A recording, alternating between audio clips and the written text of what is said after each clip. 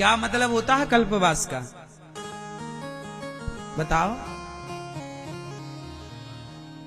क्या मतलब होता है कल्पवास? कल्प किसे कहते हैं? पहले तो यही समझने की बात है, कल्प किसे कहते हैं।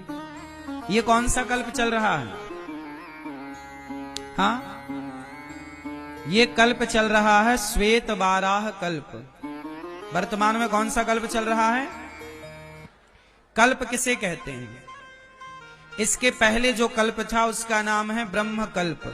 इसके आगे जो कल्प होगा उसका नाम है पद्म कल्प। कल्प मतलब ब्रह्मा जी का एक दिन, ब्रह्मा जी का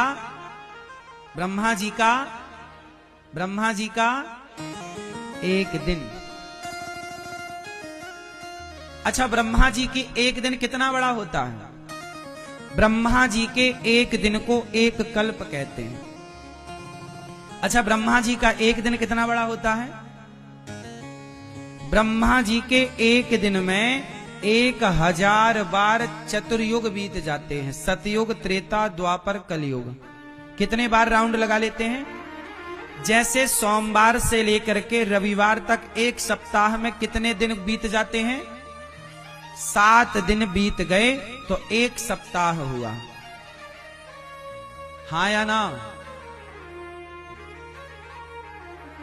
4 सप्ताह बीत गए तो एक महीना हो गया लगभग, है ना? जैसे एक सप्ताह मतलब 7 दिन, ऐसे एक कल्प मतलब ब्रह्मा जी का एक दिन। ब्रह्मा जी का एक दिन कितना बड़ा? ब्रह्मा जी के एक दिन में जैसे हमारा एक दिन कितना बड़ा होता है, आपका एक दिन कितना बड़ा होता है? हाँ, हमारा एक दिन होता है 12 घंटे का। एक रात होती है 12 घंटे की, तो दिन रात का चक्कर हो गया 24 घंटे का। जैसे हमारा एक दिन रात 24 घंटे की होती है, उसी तरह ब्रह्मा जी का एक दिन रात एक कल्प मतलब 1000 बार चतुर्युग बीत जाते हैं। सतयुग, त्रेता, द्वापर, कलयुग। सतयुग, त्रेता, द्वापर, कलयुग। 1000 बार, 1000 बार जब राउंड लगाते तब ब्रह्मा जी का एक दिन होता है। ऐसे ब्रह्मा जी की 100 साल की आयु है। अभी ब्रह्मा जी लगभग 50 वर्ष से अधिक के हो गए हैं। और यह जो कल्प चल रहा है, एक कल्प में 14 मनवंतर होते हैं। ये कौन सा मनवंतर चल रहा है? वैवस्वत मनवंतर। ये वैवस्वत मनवंतर का 28वां कलयुग चल रहा है। एक मनवंतर में 73 चतुर्युग होते हैं। आप उलझ जाओगे इतना सब सुन करके। मैं सीधी सीधी बात कहूं कि कल्प का मतलब होता है, जैसे कलयुग की उम्र कितनी है? 4,32,000 वर्ष। कलयुग कितना बड़ा है? कलयुग से ठीक दुगना है द्वापर, 8,64,000 वर्षों का। कलयुग से ठीक 3 गुना त्रेता है और कलयुग से ठीक 4 गुना सतयुग है। जब ये चारों युग कितने बार बीत जाते हैं? 1000 बार। कितने बार? कितने बार? 1000 बार बीतते हैं, तब उसे कहते हैं एक कल्प। तो कहते हैं कि जो प्रयागराज में एक कल्प, कल्पवास मतलब महीने भर का वास यहां होता है।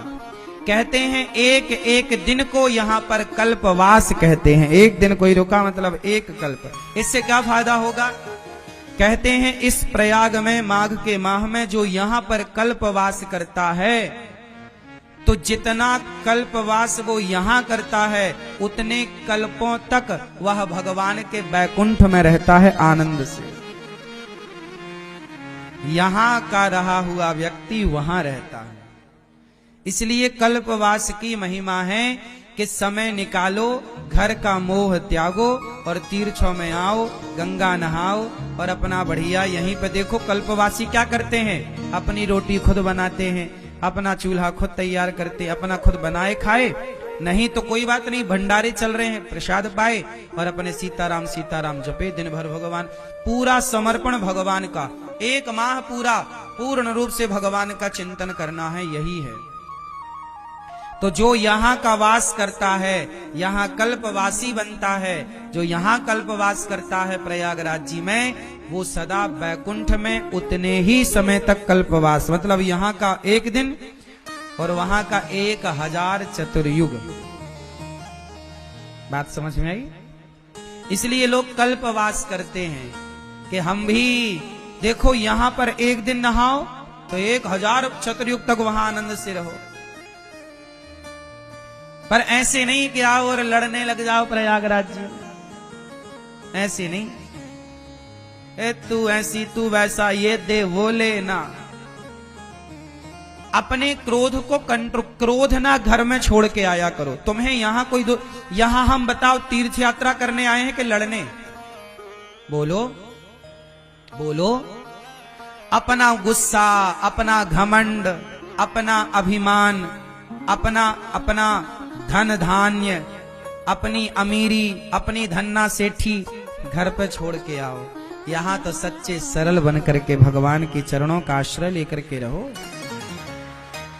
यहां क्या लड़ना किसी से, क्या लड़ना झगड़ना, ये तो तुम घर पे करते ही थे, गुस्सा घर पे करते ही थे, यहां तो ना करो। गुस्सा करना चाहिए? गुस्सा तो कहीं भी नहीं करना चाहिए। थोड़ी सहन शक्ति होनी भी चाहिए, हाँ या ना? धाम में आए हैं, काय का लड़ना, काय का झगड़ना, गुस्सा काय का? चल भैया तू हमें गाली दे रहा, चल दे दे, चल तू खुश हो जा। तू हमें धक्के मार रहा, मार ले, चल तू खुश हो जा, चल ठीक है। क्या क्या जवाब दें और क्या क्या लड़ें और किस किस से लड़ें? हम यहां पुण्य करने आए हैं, लड़ने झगड़ने तो आए ही नहीं। लेकिन आजकल के लोगों को ना समझ में नहीं आता कि तीर्थ क्या है, पुण्य क्या है, धाम क्या है, कुछ समझ में नहीं आता। लोग यहां आकर भी ना लड़ाई करने लग जाते हैं, झगड़ा करने लग जाते हैं। लोग यहां आकर भी गाली गलौच करने लग जाते हैं, किसी का नुकसान कर देते हैं। इस तरह से हमें आचरण नहीं करना चाहिए। बड़ी श्रद्धा से गंगा मैया में डुबकी लगा। देखो जीवन है, ज्यादा अकड़ में ना रहो, सरलता से सहजता से जीवन गुजारना चाहिए। क्यों मेरी मां? वैसे भी मेरी प्रार्थना है कि गुस्सा करना ही नहीं चाहिए। गुस्सा वहां करना चाहिए जहां आवश्यकता है। बच्चे पढ़ नहीं रहे हैं, थोड़ा गुस्सा करके डांट दो, पढ़ें, है ना? तो थोड़ा बच्चों पे गुस्सा करो ताकि वो पढ़ें, थोड़ा बच्चों पे गुस्सा करो ताकि वो मोबाइल ना चलाएं, सही चलें। तो गुस्सा वहां करो जहां गुस्सा व्यवस्था के लिए काम आए। गुस्सा एक व्यवस्था है, क्रोध एक व्यवस्था है। क्रोध अव्यवस्था नहीं है, लेकिन लोगों ने अज्ञानवश व्यवस्था को ही अव्यवस्था मान लिया और बना दिया। क्रोध क्या है? एक व्यवस्था है। काम क्या है? एक व्यवस्था है। काम वासना बुरी नहीं है। यदि अपनी पत्नी और अपने पति के संग ही रहा जाए तो काम वासना बहुत अच्छी है, वो एक व्यवस्था है। उसी व्यवस्था से संतान उत्पन्न होती है। लेकिन वो व्यवस्था तब गलत हो जाती है जब आप अपनी पत्नी और अपने पति के होते हुए पराई स्त्री और पराई पुरुष को देखने लग जाते हैं, वहां मन डुलाने लग जाते हैं, तब वो काम पाप हो जाता है, बुरा हो जाता है। वरना ये एक व्यवस्था ईश्वर की बनाई बढ़िया व्यवस्था है।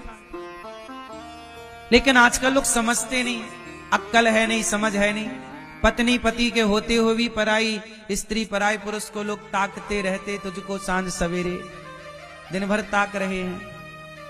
तीर्थ राज में आकर के भी लोग काम वासना से स्त्रियों को देख रहे हैं, काम वासना से पुरुषों को देखा जा रहा है।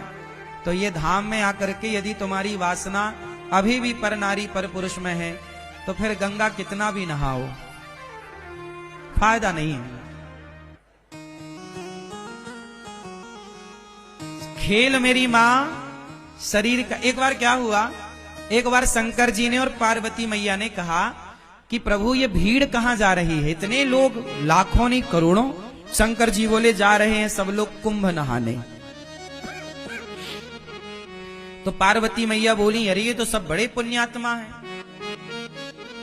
शंकर जी बोले नहीं, ये जा जरूर रहे हैं, लेकिन ये देखने और दिखाने जा रहे हैं। चलो देख आवे, कितना बड़ा मेला भरा है, और दिखाने के जी हम भी गए थे, तुम तो गए नहीं। तो ये देखने और दिखाने जा रहे हैं।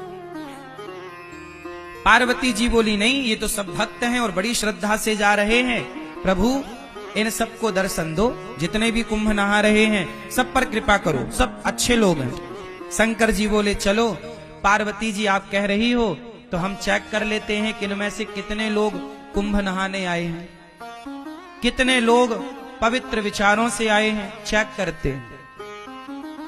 तो जहां से सारे लोग आ रहे थे, तो उसी रास्ते पर शंकर और पार्वती एक बुढ़ा बुढ़ी बन करके शंकर जी एक गड्ढे में गिर गए। गड्ढा था गंदा शहर का, वहां पे मलमूत्र इकट्ठा होता था, तो वो गड्ढे में गिर गए। अब गड्ढे में गिरे हैं और गंदगी लगी है शरीर पर। माता पार्वती बूढ़ी सी बन गई, ओ जो गुजरते जाएं, ओ बहन, ओ मैया, ओ भैया, हमारे पति गिर गए हैं, थोड़ा बचा लो, हमारे पति की मदद करो, हमारे पति की मदद करो, देखो उन्हें बड़ा कष्ट है, बहुत बड़ी भूख लगी है और वो ठंडे में सिकुड़ रहे हैं और वो कष्ट पा रहे हैं, गड्ढे में हमसे निकल नहीं रहे हैं, आप जरा मदद करो। तो लोग बोले अरे हमारे गंगा नहाने का टाइम हो रहा है, हम गंगा नहाने जा रहे हैं। हाँ, ये सब क्या गंदगी मचा रखी तुमने। शंकर जी पार्वती जी से बोले देख लो, ये गंगा नहा रहे हैं, किसी की मदद कर नहीं रहे हैं और गंगा नहा रहे हैं। पार्वती जी बोली प्रभु कोई तो आएगा। हाँ हाँ कोई आएगा, सबसे कहो। अब पार्वती जी सबसे कह रही हैं भैया हमारे पति जरा कष्ट में हैं, जरा गिर गए हैं, जरा उठाओ, जरा इनकी दवाई कराओ, जरा इनका ख्याल रख लो, हमसे भी चला नहीं जा रहा है। सारे लोग बोले हम तो गंगा नहाने आए हैं, गंगा नहाएंगे, कहां तुम फंसा रहे हो, चलो। एक नौजवान लड़का आया, पार्वती मैया बोली भैया हमारे पति को जरा निकालो, गिर गए हैं। बोला हाँ हाँ चलो निकालते। वो आया शंकर जी की मदद करने। शंकर जी की जब मदद करने आया तो शंकर जी बोले भैया यदि तुम हमें निकालने के लिए इस गड्ढे में आओगे तो हम तो निकल जाएंगे, पर तुम फंस जाओगे। तो वो नौजवान बोला अच्छा हम फंस जाएंगे? हाँ फंस जाओगे। तो बोला अच्छा एक काम करो, पर तुम ही फंसे रहो, हम जा रहे हैं। वो नौजवान वहां से चला गया। कौन फंसे? पार्वती जी देखती रही, कोई नहीं आया। आखिरी में कोई एक सज्जन आए, एक सदगृहस्थ आए, पति पत्नी। जब पति पत्नी आए तो उनसे कहा पार्वती मैया ने कि मेरे पति फंसे पड़े हैं दलदल में, जरा बचाओ। वो गृहस्थ पति बोला, पुरुष बोला कि जी अभी मैं बचाता हूं। शंकर जी बोले कि यदि तुम यहां हमें बचाने आओगे तुम फंस जाओगे। तब उस आदमी ने कहा कि महाराज मैं भले फंस जाऊं, मुझे भले कष्ट हो, पर आपको कष्ट ना हो। मैं फंसूं तो फंसूं, आप ना फंसे, मैं कष्ट उठाऊं तो उठाऊं, आप ना उठाएं। ये कहकर के वो आदमी उस गड्ढे में कूदा, शंकर जी को कंधे पर बिठाया, जोर लगाया, उठाया, बाहर किया। और जब बाहर किया तो शंकर जी ने भी उसे बाहर किया। और जब बाहर किया तो भगवान शिव ने पार्वती जी से कहा देखो इस पूरे कुंभ में केवल ये आदमी कुंभ नहाने आया है, ये परिवार कुंभ नहाने आया। हम लोग किसी की मदद नहीं कर रहे हैं, किसी की हेल्प नहीं कर रहे हैं। किसी की मदद करना यही तो सबसे बड़ा स्नान है। ना जाने किस रूप में नारायण मिल जाएं। कोई आपसे कहे कि भैया हमारी थोड़ी मदद कर दो, तो वो भगवान के रूप में ही तो आपसे मदद मांग रहे थे, आपकी परीक्षा लेने के लिए। इसलिए ये बात केवल मैं कुंभ के लिए नहीं बोल रहा हूं। कहीं भी जाओ, घर पे भी रहो, गांव में भी रहो, गली में भी रहो, अपने शहर में भी रहो, तो सबकी मदद करो।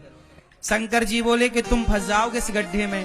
बोले फंस जाऊं, कोई बात नहीं। जो स्वयं दुखी होकर औरों का दुख दूर करता है वही सबसे बड़ा भक्त है।